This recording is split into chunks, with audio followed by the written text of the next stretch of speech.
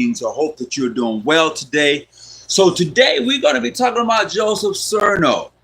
Who is he? Where did he come from? What effects, if any, did he have on the ancient accepted Scottish Rite Freemasons? We're going to discuss Joseph Cerneau. That's our topic for the evening. So come on live. I hope that you're enjoying yourself. You know, I just want to welcome everybody to the live. So tonight we're talking about Joseph Cerneau. That's the only thing we're going to be talking about. We're going to talk about who he is. What influence did he have on the ancient accepted Scottish Rite? What is being said about him? What was said about him? Where did he get his patent from? So those are just some of the questions we're going to be talking about this evening. So come on in, enjoy us, and then join us in this live. Please hit the like button to let people know that we're on live today. Please come on in as we get into this topic about who is Joseph Cerneau. What effects did he have on the ancient accepted Scottish Rite Freemasons right here in the United States? So we're going to get right into that today. I know a lot has been said about Cerneau and what he's all about. Where did this man come from? So we're going to get into that this evening. So welcome to the live today. We're talking about Joseph Cerneau. He's the only someone we're going to be talking about today. We'll talk about some other, when I go TikTok later on today, we'll talk about something else. But tonight, we'll talk about Joseph Cerneau. So thank you for coming in. Thank you for the live. Please hit the like button. Please tell somebody we're on live tonight. I know this is a short notice, but I do want to say I appreciate you. Thank you for popping in and hanging out with me this evening as we talk about Joseph Cerneau. Who is he? Where did he come from? Who gave him his authority? Is it a legitimate authority that he had? What's going on with him? Where did he come from? We're going to really get into that today. So beforehand, I'd like to tell you exactly who Brother Joseph Cerneau was, okay? So this is who Joseph Cerneau was. Joseph Cerneau was a product of a patent system from which he received from France. The French degrees were the first was the first in the Western Hemisphere during the late 18th and early 19th century, with much irregularity that was going on between the 18th and early 19th century, which with much of that happening, Joseph Cerneau received this patent from France. Okay, and then it goes on to say that he was an ancient dignitary from the lodge number 47. Okay, that's the lodge from Port-au-Prince of Haiti, and the founder of the lodge 103 under the ancient York Rite Constitution from Pennsylvania and Havana and Cuba. That is said, that is being said that he was from the Grand Pavilion of San Domingos, who issued to Cerneau a patent of constitution and a letter of deputy for the inspectors of North America, of the northern port of island of Cuba. So with that being said, this is really who Sir Joseph Cerneau was. So as we get into this, I know a lot has been said about him and where he comes from, which now I know for myself, he comes from France. He had a patent to distribute the degrees in the Western Hemisphere. He was not part of the Southern jurisdiction as quoted. He wasn't. Cerneau, after I done my own research, he went back to France and nothing ever was heard of him again. However, you can do your own research on Cerneau, and you're going to find out that here in America, they consider his degrees and the way he practiced to be clandestine. That's what they said. They was like, no, he's clandestine, he's this and he's that. But he came with a patent from France to practice the degree work from which they gave him the practice. So we know that at one time there was no 33rd degree. Let's get that out front and center. There was no 33rd degree. That was an American thing. The 33rd degree was an American system of the ancient accepted Scottish Rite. Okay, there was only 25 degrees. All right. Once the northern jurisdiction came to life, they in turn had a 33rd. So what Joseph Cerneau did, he's like, well, hell, I have a patent from France. So in like manner, since I have this patent, it gives me the authority to oversee the ancient accepted Scottish Rite. He switched up because at one time, as it was stated, the 25th degree was known as the Prince of Mason. It was not known as what we would call today the sublime. Let me see what they call it today. They call it the, I'm going to go up in here. They don't, the 25th degree was known as the Prince Mason degree.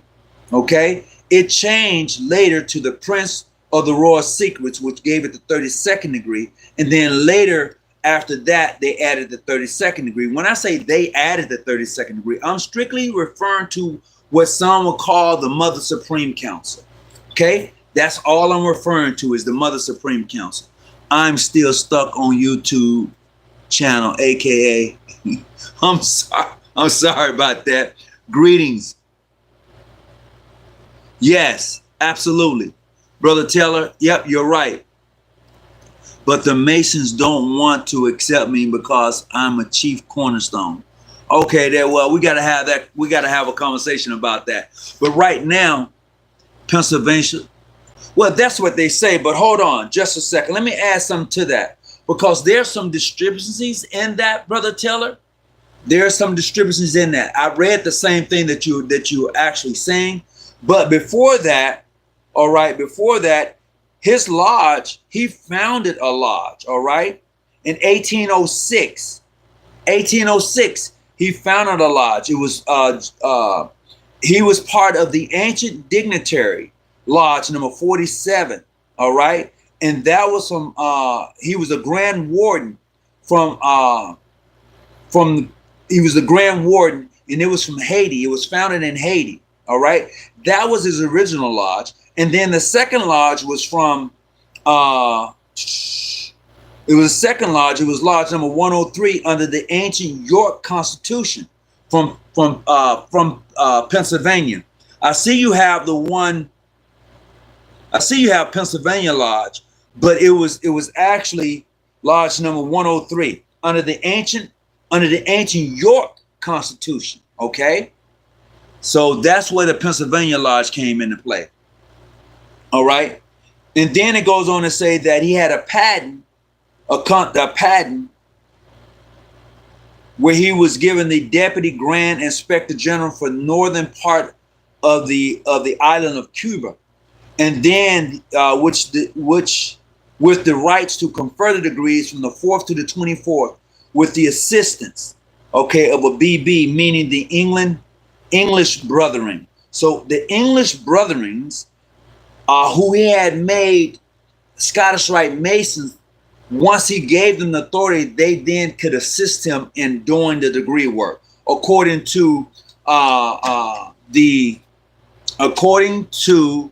Coors Masonic Encyclopedia. That's what they're saying about that. Okay, that's where I'm getting this That's where I'm getting this information from. It's not something I'm just pulling out the air, but I'm actually getting it from Coors Masonic Encyclopedia. I also looked on the internet and they said some other stuff regarding him and that he was a part of what they will say the Northern Jurisdiction. He was never part of the Northern Jurisdiction, a mainstream Grand Lodge. He was never part of them. Okay, that is something that they came later with because now the Southern Jurisdiction actually have his original patent. Now they called the man clandestine. Let's just be up and open with that. They call Joseph Cerneau, as they call it, Cerneauism. They called him clandestine. They did, because what was happening, he was a rival to the Mother Supreme Council, which they said was organized in 1801. But they don't have 10 years of their history. The first 10 years they don't have. But there is a fact that Cerneau was a sovereign grand commander of the Supreme Council in 1807. Hold on, let me give you some more detail on that, on the 1807 part. I'm going to give you some more detail on that. Okay, it says that it was It was the old, well-known rites of perfection. Armed with the authority, Cerneau prepared in New York City in November 1806. Meanwhile, at Charleston in 1801, the 32nd degree system had been perfected, and the process of the old 25th degree, Prince of Masons or Prince of the World Secrets, had been shifted to the 32nd place. Since Cerneau held the Prince Mason degree, he conceived that he should shift with it, and as it went and ahead and enlisted as did and prepared. And perhaps he was entitled to do so. Perhaps others did so also, especially those belonging to the rites at Charleston. They did the same thing he did. They did the same thing he did. It says, but he was not entitled under the authority or by any interpretation of power to establish a body of any rights in New York. But he had the authority to establish the right through France, because that's who gave him his patent. I'm just saying. So what I've learned in reading, anything that these people don't agree with, they're going to call it clandestine or bogus. They're going to say no, no, no. Anything they disagree with. But in my reading, what I'm finding is that his authority came from France. So therefore, when he was here, he set up supreme councils according to the 4th to the 33rd, okay, which that's what they operate now, okay. We call them craft degrees, okay. So at this time, a supreme council, and still does, had the authority to organize grand lodges, to give them charters, and also the same for the lodges. Now this is what he did. But because that wasn't the system at this time here in this country, they called it clandestine. They called it bogus. They called it all sorts of names. Now check this out. October 28, 1807. Opening in New York City, the most puissant sovereign grand commander consisted of the sublime prince of the royal secrets, supreme chief and exalted masonry, according to the ancient constitution of Scottish Rite. According to the Constitution of the Scottish Rite of Hermetics. These are the Hermetic degrees and dependencies. It says Cerneau made himself Sovereign Grand Inspector General, subsequently adding the 33rd to his other titles. Now, after reading that, knowing that he had a patent from France, he had the authority to move any way he wanted to. I'm going to say that again. Because of his patent from France, he had the authority to move any way he chose to. Plain and simple. That's my opinion based upon what I'm reading. Now, you can read this and probably interpret it and maybe see it someplace as something different. And that if that's so, maybe we can have this conversation. But at this time, this is what I'm seeing. What you doing? All right. So let me turn this back around this way. So as we get into who Joseph Cerneau was, he was a 33rd, I would say at the time, he was a 25th degree Mason, because that's all they had at the time was 25 degrees. Okay. He was a Prince of Mason. When they shifted that and called it the Prince or the Royal Secrets of 32nd, he shifted with that. When they changed it and added a 33rd degree, he shifted with that too, because he had the patent of authority to do so. All right. And then, like I said, his patent came from France. And if his patent was so bogus, why does a southern jurisdiction hold his patent in their office? They do. It says it's right here. If you go online and you look it up yourself, it's going to say his patent is held by the Supreme Council for the Southern Jurisdiction. That's who holds the Supreme Council. I mean, that holds that patent at this time. All right.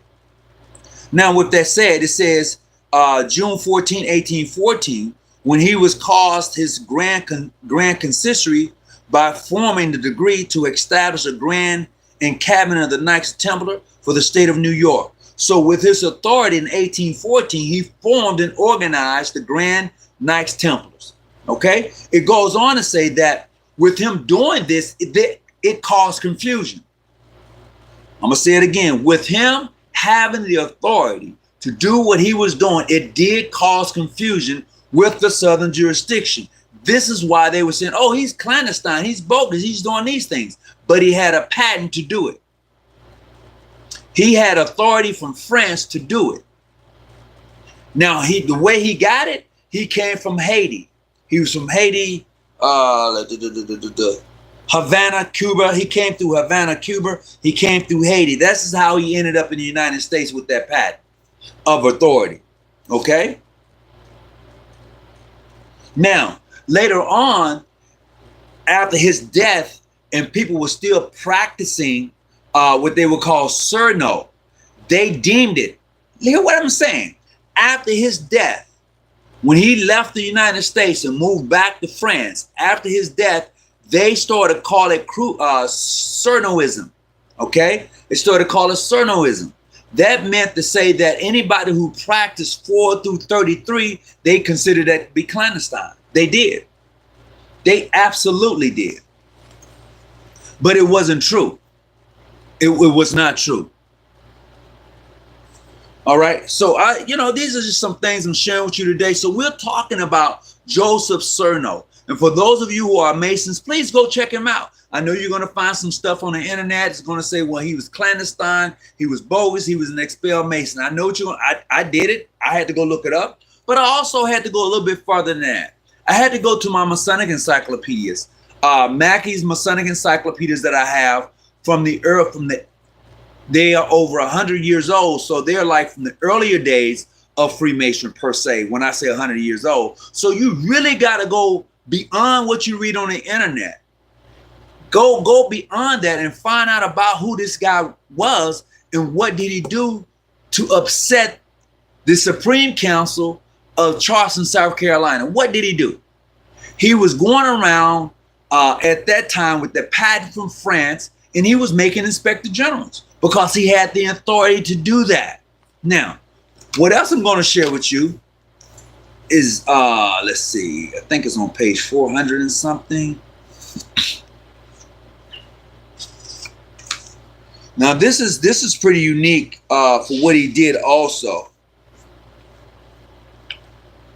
Because out of those Supreme Councils that supposed to have merged together, I'm going somewhere with this. I'm going to go somewhere with it, all right? Okay, so check this out.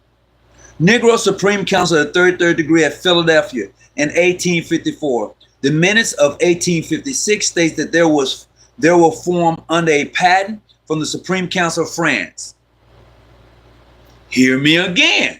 Hear me again. It says that Negro Supreme Council, 33rd in Pennsylvania in 1854, the minutes of 1856 state that they was formed under a patent from France. Now, in 1864, a separate Supreme Council was formed in New York. Remember why I was mentioning about him being in New York?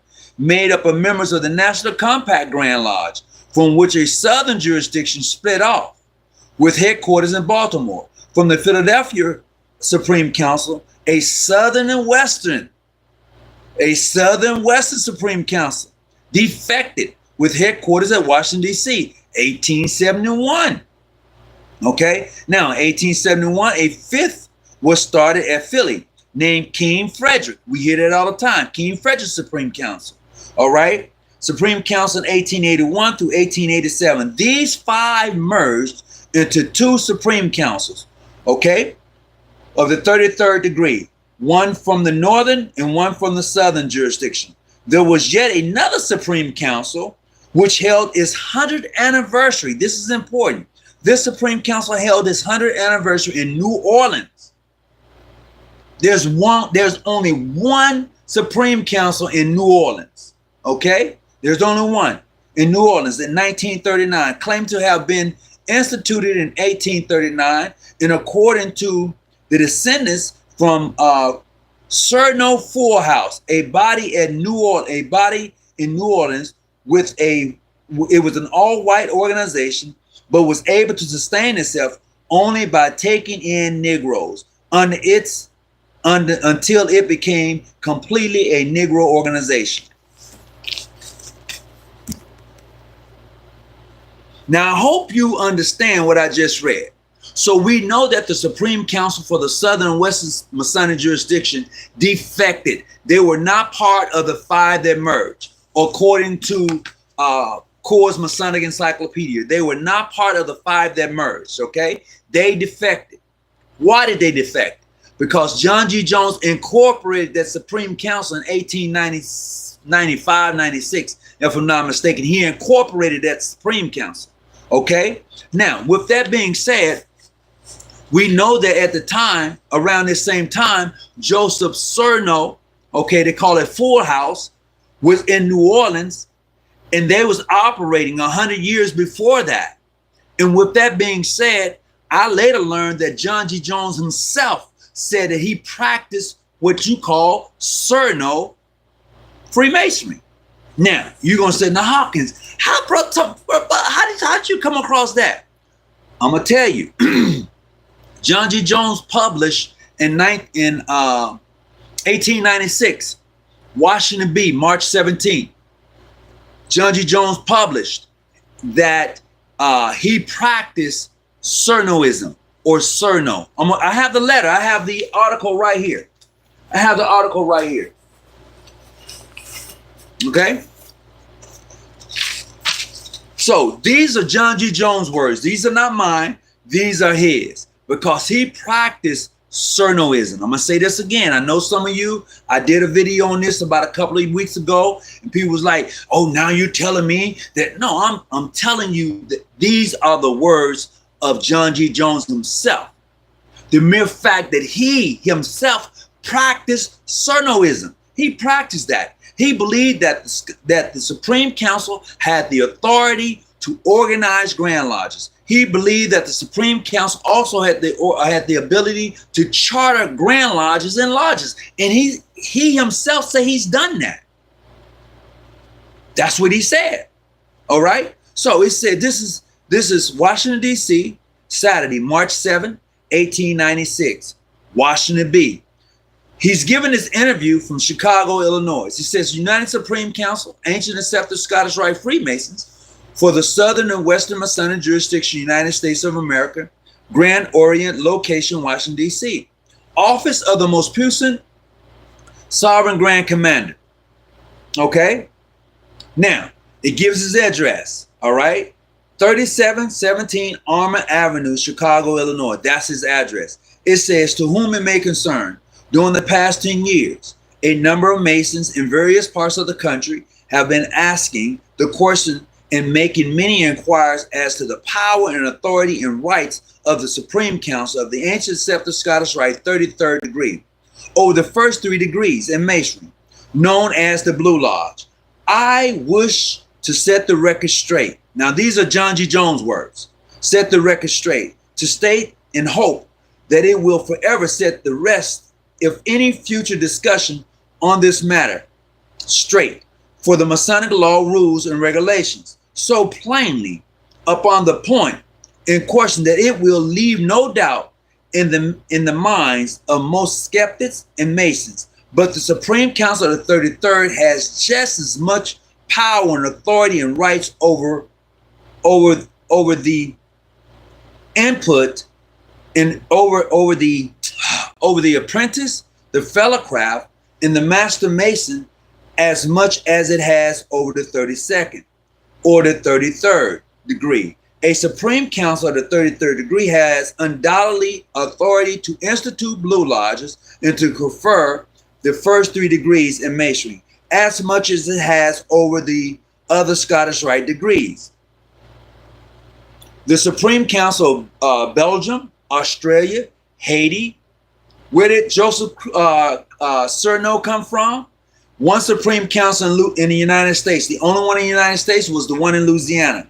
Now exercises power and authority to institute Blue Lodges and to confer the first 3 degrees in Masonry and give lodges a charter from the Supreme Council. Whenever they do so, it will be just as regular and legal as any other lodges established anywhere, and it will be remembered as such that it has only been a few years ago that a Supreme Council, whose Grand East is located in Washington, D.C., did grant a charter in Blue Lodge in the state of Florida and kept them under the protection for some time. And the lodge is recognized as regular and legal by the craft everywhere, which was right and proper for the Supreme Council, can at any time exercise the same rights and resume the jurisdiction of authority in its two lodges whenever whenever judgment deemed it best. Yours fraternally, John G. Jones. Now, this is the Washington Bee, March 7, 1896. So I'm clearly saying in reading this, not from my own opinion, but from the man himself, that he believed and he practiced the mere fact that the Supreme Council had the authority to organize Grand Lodges, which it actually does. Now, not only that, we know that he also said that he chartered a lodge down in Florida. Now, he said that under the Supreme Council protection. Now, when you begin to look at how Joseph Cerneau and how he went about doing his business, it's the same thing. Just as Cerneau Four House was down in Louisiana, as they say, that Supreme Council had been around 100 years. It was organized back in 1836. So in 1936, when there was a Supreme Council meeting in Louisiana, they was there already. They was already set to go. So they was actually started in 1807.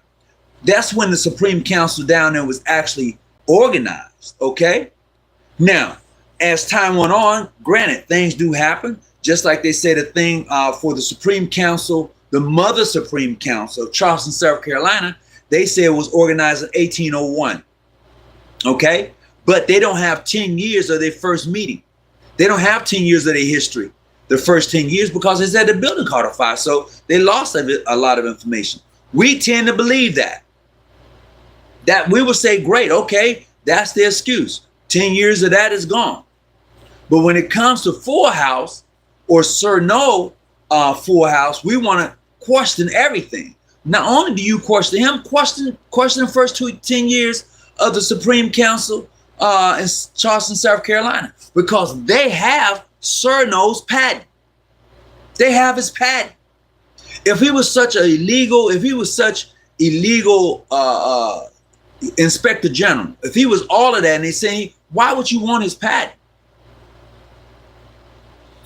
If he was that, why would you want his patent? And I think at times we tend to forget that anytime you go against the system, they're going to deem you crazy, suicidal, and everything else. They're going to try to destroy your name. And this is what they're trying to do to Joseph Cerneau. They wanted him gone. They wanted him out of the United States, because at that time, African Americans can only receive their 33rds through the Supreme Council at that time, and most of them received it through New Orleans, down in New Orleans. That's I don't have anything else to add. That's exactly correct. Greetings, Rolando. How you doing? I hope everything is well with you. So this evening, we're talking about Joseph Cerneau. We're talking about a few things. His authority to charter Grand Lodges and his authority to establish Supreme Council. Where did he get his authority from? And in the cream of the crop is, why would the Supreme Council of Charleston, South Carolina want to try to destroy this man? What was it about him that they didn't like? Because his patent came from France, okay? That's where he got his authority from. And he was a smart guy. Whenever things shifted, he shifted with it because of his authority. Nobody said that he never had the authority. Nobody has never said that he did not have the authority. What they have concluded is that he didn't have the authority to do what he did here. But he did, because his patent came from France. He didn't intrude on your territories, because Black Masons at the time was really having a difficult time in the Supreme Council's period. And he has one of the oldest Supreme Councils. So when you take a snapshot of who Cerneau was, he was that dude. He didn't care about what you may have thought. He was going about his works, period. That's what he was doing. So when we think about those 5 Supreme Councils that came together, and I said supposedly, because the Southern and the Western said no, they didn't want to be a part of it. John G. Jones incorporated the Southern and Western. That's why they wasn't a part of it. So I know what people say. I know what the story is, but I'm asking you to go read it for yourself. Do your own research on it and come up with your own opinion based upon the documents that you may have.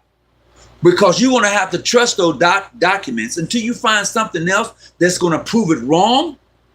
Then you say, no, I'm going to take that out because it's been proven incorrect. I'm going to add this because this is new. This has been proven correctly. That's how I operate. I mean, I can believe what I want to believe until something comes wrong and say, you know what? That wasn't quite right. Read this. And then you're going to have to make up your own mind based upon the information that you have. That's going to be your decision, yours alone, not based upon what I may say or somebody else. I tell people all the time, if you don't think what I'm saying is correct, go do your own research and come up with your own opinion based upon the information that you have. Not mine, not me, but yours. And I think anybody who does research, anybody who tends to dibble and dabble in it, that should be the way to go. Go do your own research on Joseph Cerneau and find out exactly who he is, how he got his position, the whole thing. Because I have a ton of information on Joseph Cerneau. I got most of them. I'll tell you where I got most of my information at. I know a lot of stuff is online, but I like to have hard books. So a lot of his information I got are from encyclopedias. I have several encyclopedias. So that's where I got majority of my information. Granted, you can go online, you can look him up. It's going to say some things about him, and that's cool. But go beyond that. Don't just settle for what you may find online. You need some hard books. Go get some hard books. Okay? And then you're going to be able to really find some stuff. Yeah, you're going to find some stuff. Trust me on that. And I tell anybody, do your research. I know there are plenty of books out there. People go read and say, I found in this book. Okay, that's great. Now go a little bit farther with that. And then when you've gone as far as you can go, you'll be able to discover it. That's going to be the beauty of it all. Thank you, baby. I appreciate that. Thank you. Mm-hmm. Yeah, then you're going to be like, yeah, I got it now. And I think that any of us who look into research, who look at masonry, you should do that for yourself, because Supreme Councils who have that authority is just as regular, just as legitimate as anyone else. Just because somebody says they're illegitimate, don't make it true. It doesn't. And that's what you have to do. You have to go and do that work for yourself. Brother Michael White from Pomona, California used to always tease me about that. But my thing is to give the person, whomever they are, the best information I have, and then they need to go and follow up with that. If you think the information I've given you is incorrect, do a follow-up on it. Go do that for yourself. Because what I'm learning about Joseph Cerneau is the boy he was onto something. He did his works, and once his works was done, he went back to France, and he was never heard of again. But he had a patent of authority to do it. But most of us don't want to do that. Most of us want to listen to what someone else says, and then we'll take what they say. No, don't take what anybody. Do your own research. Go double check, triple check. And then once you've come to your own conclusion based upon what you found, and including their information, I'm not going to discredit somebody else's information. I'm going to take their information, go backtrack that, see where that comes from, until I get to a point to say, okay, I have come to a conclusion based upon what I have. And this is what I've done with Joseph Cerneau. And this is what I've done with John G. Jones. So what I've learned is that for the most part, most African-American Grand Lodges, ancient, free, and accepted Masons, the reason you have been calling yourself Scottish Rite is only because that is the original way it was practiced. I'm going to say it again for those in the back and maybe even the front row. The reason most of us who are ancient, free, and accepted Masons here in the States said that you're a Scottish Rite is because that's how it was practiced originally under John G. Jones. Based this from his own words. And I'm going to tell you again, March 7th, 1896, Washington B. There's an article in there. And he states the fact that he practiced Cerneauism. He states it. Not my word, his. He said he believes that a Supreme Council has every right and authority to charter grand lodges, in lodges, and to initiate first, second, and third degree. He said that. So if he's saying that, that's what he practiced. And this is why most of us at one time or another were saying, hey, I'm ancient free and accepted Mason. I'm Scottish Rite. That's where it comes from. Now you know. Now that's the truth. Do your own research and find out for yourself. Go read what he said. Don't just take my word for it. Go read what John G. Jones himself said about practicing Cerneauism. Some people say, well, you're mispronouncing it. You know exactly what I'm talking about. You can Google it, read it for yourself. After you've done that, go get some hard books on the man. Don't just stop with what you find on the internet. Go beyond that. Okay, so let me spell it for you real quick. His first name is Joseph, and the last name is Cerneau. Okay? You pronounce it Cerneau. Okay, that's how it's pronounced. However, it's spelled Joseph. Last name, Cerneau. It's Cerneau. Cerneau. That's his last name. And you can look this up. I feel like one man Mason myself. I have my own symbols, but it took the... Okay, well, that's how you feel, brother. Great. You know? Greetings from Atlas. Greetings. How you doing? Johnny, glad to have you with us today.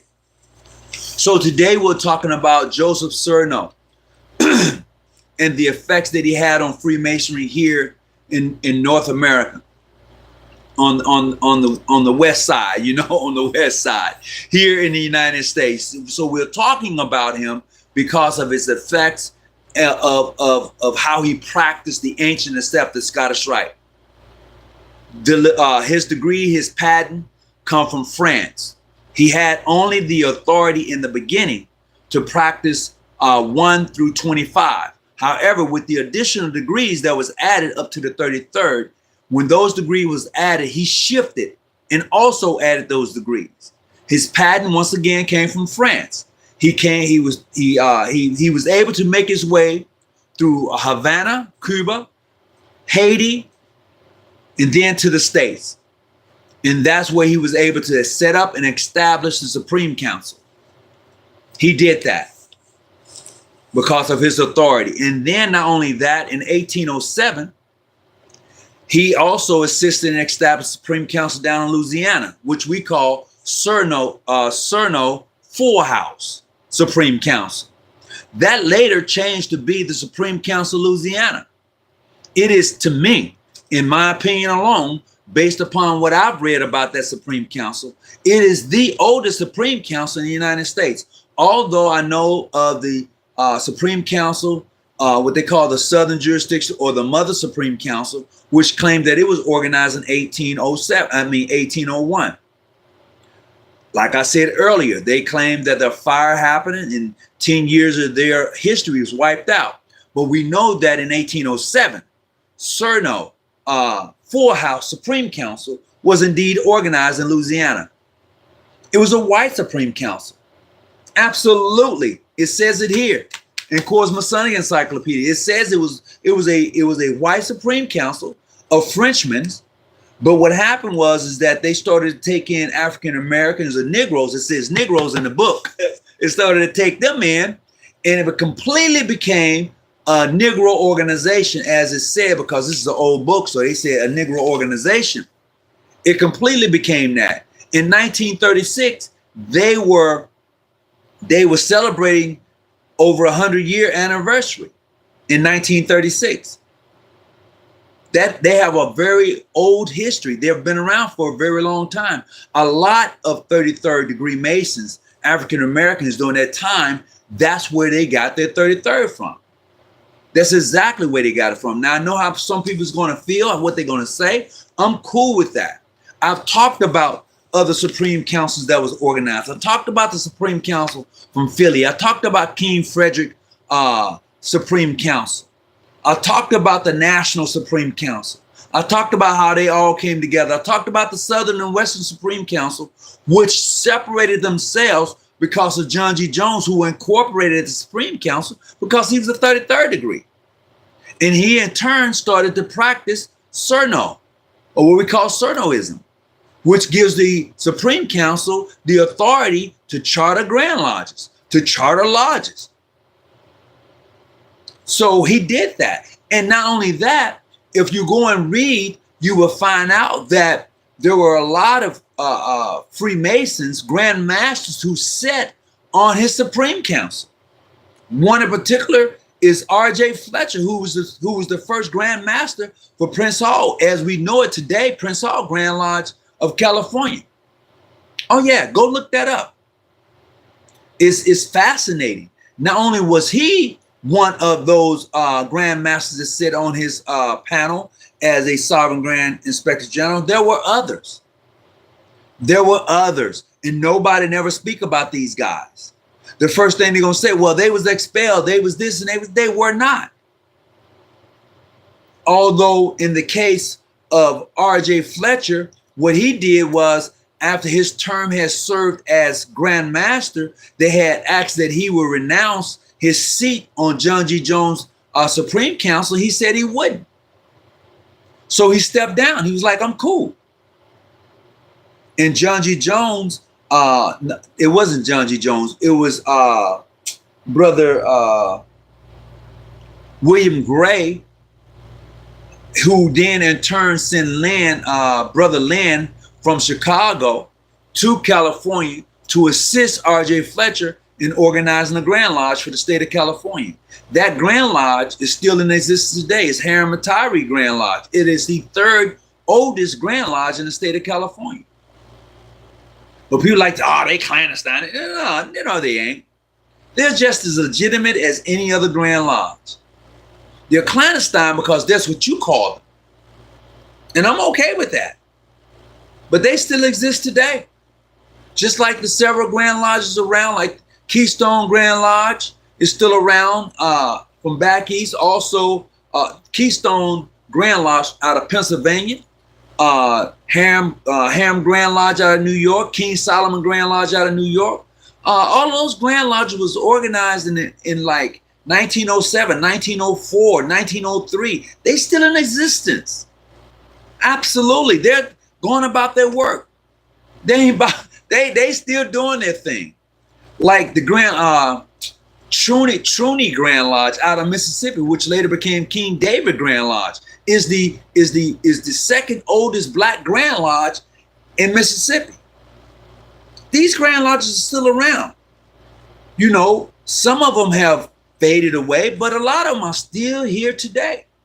Still going about their business. Thank you very much. I appreciate it. Hit the like button. Greetings, Brother Hawkins. It's been a while. I've been going through some things, but I'm, hey, Art, what's happening with you, man? I'm sorry to hear about you been going through some things, man. It is my prayer, my words from me to you that whatever you're going through, that it's going to be all right, bro. That you're going to get to a place to where it's going to be okay. And I'll tell you this, although it may be uncomfortable right now, become comfortable being uncomfortable. I'm going to say this again, brother. Art 753, become comfortable being uncomfortable.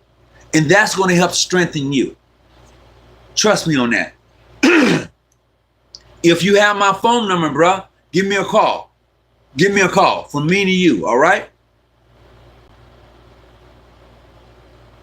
Yeah, good words, brother. Johnny, good words, man. Good words for him. So, and that's another thing. As brothers of the craft, this is what we're supposed to do anyway, is to uplift each other.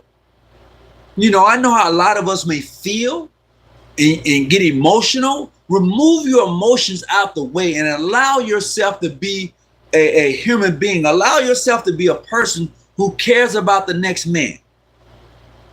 And when you're able to do that, then you're truly practicing the craft. A lot of us don't really practice the principle of the craft because we're hung up on some bylaws and some rules of your own jurisdiction without understanding the pure essence of the craft itself.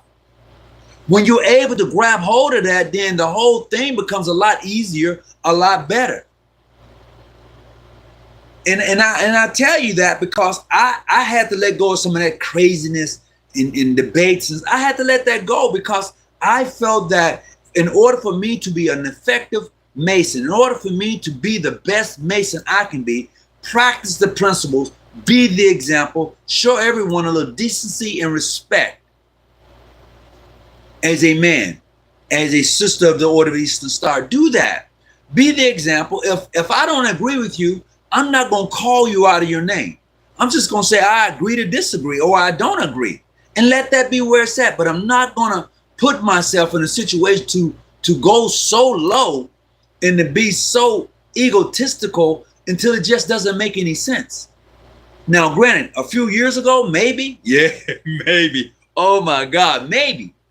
But now, with being in the position for which I'm elected to, and being a past Grand Master for the jurisdiction for which I'm part of, and I've been in Freemason for now 40 years, and with my travel and the things I've seen, I'm good. I'm squared away where I'm at. And you should be too. You should be too. Every Mason, I would say every Mason, when you're in your lodge, that should be a lodge that you are proud to be a part of. When you're in your chapter, Sisters of the Order of the Eastern Star, that should be a chapter you're proud to be part of. You know, now granted, a lot of lodges and places, they get the party, they get that thing on. And there's nothing wrong with it as long as you're doing it at its time. You know, there's a time for that. You know, it's a time for good fellowship, and there's nothing wrong with it. But when you excessively, always, this is what you're known for, this is what you do, nah, let it go. Don't even do that to yourself. Just let that be. Don't do that to yourself. You know, don't do that to yourself. Brother Tony, the reason why I jumped up on your channel tonight is because I was staying outside of my house at a group of NOI from Muhammad Maz number 80, big shout out, approaching me and gave me the final call. Big shout out. Assalamu alaikum to you, brother. Oh, for sure. Hey, give my greetings back to them if you're still outside. Oh, yeah, for sure. Even though I'm not in a lodge, I agree with this unity. Absolutely. It made me think of you, brother. Oh, I appreciate that, Johnny. I really do. I thank you very much. You know, my thing is that in regards to Masonry, there's a lot of things that we need to work on and do really sincerely and move past the name calling, move past all of this stuff that really holds us back from really enjoying the craft. And I say that all the time now. I believe that every Mason, when you become a Freemason, you should enjoy the craft. Don't get caught up in all of this BS. Don't do that to yourself, because then you're not going to really enjoy the craft as you should. Real talk. You know, and in my travels as a Mason, that's what I've learned. Man, I had to let that go. I had Brother Michael White used to always stay on me. Man, leave that alone. You know, bless his spirit. He's gone. He passed away last year. And I had the opportunity to do his funeral. His family called me. Could you do our brother's Masonic burial for us? Yes. Yes, why not? And I never met this man a day in my life. But that's the brotherhood. That's the unity. That is what we're supposed to be all about. Knowledge is not racism. Knowledge has no color to it. It doesn't. Enlightenment has no color to it. We do that. Knowledge has no color to it. We do that. Once we're able to figure out and put in place the mere fact that truth is truth, knowledge is knowledge, we'll be okay. We will be okay. But until then, we still going to struggle with it. And what I've learned in Freemasonry that we'll fight against, especially in your 32nd degree, you know what you're supposed to be about. If you are a sublime prince of the royal secrets, you know exactly what you're supposed to be about. Do you practice that? Do you remember to recall the scales in your hands? Do you remember that? Do you remember what you said when they said, are you willing to unite with us with all of your heart? Do you remember those Q&A questions that was asked of you as a sublime prince of the royal secrets, and how you walked around the octagon and what it meant, what those letters around there really stood for? Come on, we need, if you're going to be about the craft and practice the craft, understand what you're a part of. It is truly a good system. To me, it's a great system. When practiced properly, it's a great system. And I enjoy it. I enjoy everything that Masonry has to offer. And you should too. There should be no way that you're a part of a jurisdiction and you're not enjoying everything that Masonry has to offer. And a lot of people ask me all the time, well, what does Masonry has to offer? I'm talking about a true kinship, a true brotherhood. I'm talking about where you can call a person up at 3 o'clock and you can say, well, my best friend is like that. And I get it. I have a best friend like that. However, in addition to having that best friend, if a brother is true to his word in measurement, it doesn't even matter what color he is. If he's true to his word and who he is as a Mason, in understanding his oath and obligation that he took, it's a wrap. And I don't think a lot of us even consider that, because we're so hell bent on, well, you know, my Grand Lodge, you know, we no. Remove that and put you as an individual in what you said. What you said. I will obey all due signs and summons. What you said. And when you get there, everything else is going to fall in place when you get there. Everybody's not going to get there. I can say that now. Everybody's not going to get there. Some of us have already drawn a line in the sand. We're too hell bent on trying to destroy the next person and study, okay, instead of reading it and coming up and saying, okay, this is my understanding. And if it's your understanding, okay, that's your understanding. Here is mine. Okay, that's yours. Can we agree to disagree on any of this? Oh, yeah, we can. No, I don't agree with that. I see this from a different point of view. Okay, that's fine. Different vantage points gives you different views. You can read the same thing, but comprehension and where you're at is not going to give you the same thing as that person. It's not going to happen. Absolutely not. Oh, let me tell you, Johnny, traveling through the Scottish Rite degrees, I personally enjoyed them. When I became the commander-in-chief for Black Knights Consistory number 10 here in San Diego, man, that was right up here. It was up here for me. I really cherished that moment when my illustrious peers of the 32nd selected me as their commander-in-chief about 1999, somewhere back then. 98, 99. Yeah, man, I was like, yeah. And then to be able to conduct the degree work, I enjoyed that. And it gave me a different perspective. I've said as a past master, but when I became commander-in-chief, I was like, the name, and then to learn the works. When you learn the works of the consistory, it rocks. See, I have my lieutenant, my thrice puissant Grand Master, Jason Duran. He knows the LOP. He can open that thing up and close that thing up. He knows the stories. He knows the degree work. And I watch him perform and I'm like, He got that shit on lock. I'm like, yeah, I want that. You know, I know a little something about the LOP, but he got it. He got that on lock. And a lot of individuals, what I've noticed is when they go through the degree work, they find a particular degree that they like and they latch on to it like a pit bull. And when they do that and they learn that degree work, it's a wrap. Because although you may like a certain degree, there are some people that really go hard. I mean, they go in it. Like that the Sublime Prince of the Raw Secrets, that 32nd. I like that degree. I enjoy that degree. When we open up, I likes that. I enjoy it. And then in this military too, you know, you have you know what I'm talking about. I likes that. The point in a circle, absolutely. You're it. You're it. But a lot of us don't see it that way. Yeah. And it's okay.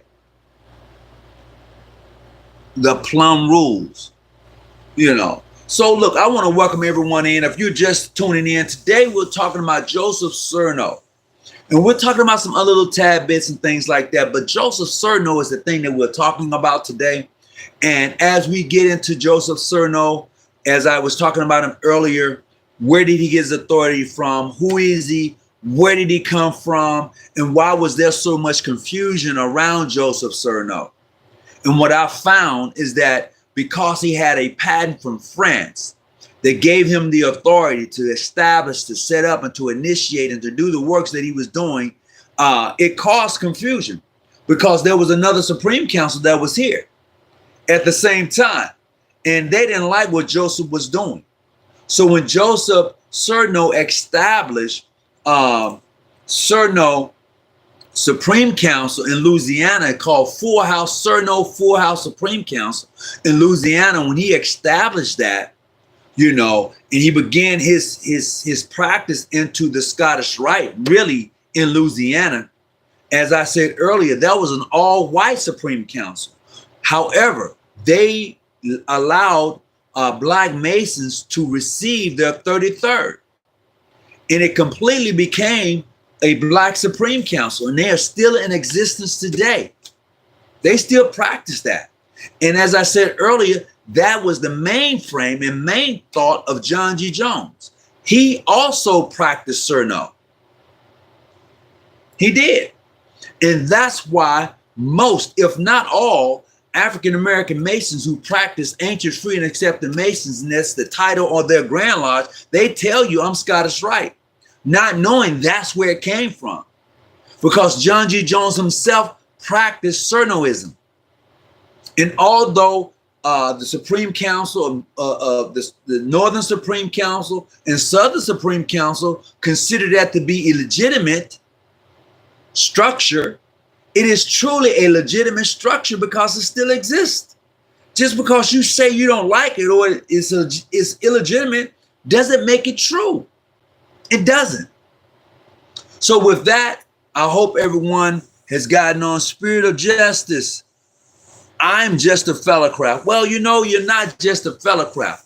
In the degree of fellowcraft, it tells you you should apply what you learn as an inner apprentice to your fellowcraft degree. Now, as an inner apprentice, it said that you should occupy your mind with useful knowledge. So when you become a fellowcraft, with everything that you got to hold to, geometry, literature, arithmetic, mathematics, algebra, all of that information, and you got it in your inner apprentice degree because you occupied your mind with useful knowledge. Now you're going to take it over to the fellowcraft degree as you begin your journey up the winding stairs. Now you're going to apply that. So when you become a master mason, you can reflect upon a well-spent life because everything you're going to need is you're going to find it in the fellowcraft degree.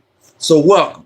Everything you're going to need, you're going to find it in that fellowcraft degree. And I'm going to share this with you. The last time, and I said this before, but for those of you who are new to the channel and you think about becoming a Mason or whatever, do that for you. Become a Mason for you. No, Masons don't help good men become better men. Masonry, Freemasonry help you to become the best Mason you can be. That's all. I'm going to say it again. Freemasonry does not help you to become a better man. Although I've seen it around, I said it, I used to say it all the time. What I've learned is that Freemasonry helps you to become the best Mason you can be. Because you're already a good man. That's why you were selected. That's why you knocked on the door of Masonry. You was already that dude. Masonry helps you to become a better Mason because of the working tools and the symbolism in the mystic, in the esoteric teachings. If you go down that rabbit hole, it's going to really open you up to a whole lot of things. Hey, but until next time, go back up to the point of your interest. Oh yeah, for sure. This is Past. Hey, what's going on, Past Grandmaster? How you doing, man? Look, I'm going to leave here. I'm going to shoot on over to TikTok, John G. Jones Research Lodge 147 over on TikTok. I'm going to shoot over there. Give me a few minutes. I know it's late. Look, I know it's late. It is now, it's got to be almost 12 o'clock on the East Coast. And if you're on the East Coast and about that time, look, hey, stay out them streets, man. I'm going to tell you, brothers, that if you're on the East Coast, Washington, D.C., Baltimore, Virginia, if you anywhere in that area, man, y'all stay out them streets. You see what they're trying to do. You see what please take care of yourself. Be safe. Do that. Be safe for sure. All right. Hey, Art, I'm going to tell you my phone number right now. Write down my phone number. If you want to call me, Art, call me at 858-707-5582. That's the number to call me at. So when I click off, give me a call, bruh. I'll wait for you to give me a call. I'm going to give it to you one more time. My number is 858-707-5582. I'll wait till you call me before I go to do anything else, okay? Hey, to everyone else, peace and be well. Thank you. Hit the like button. Subscribe to the channel. Pass it on to somebody else if you think it's a good channel to be watching and be a part of. I appreciate you. I respect each of you. Whatever you do, stay out the bushes. Keep your light on. Until next time, peace and be well.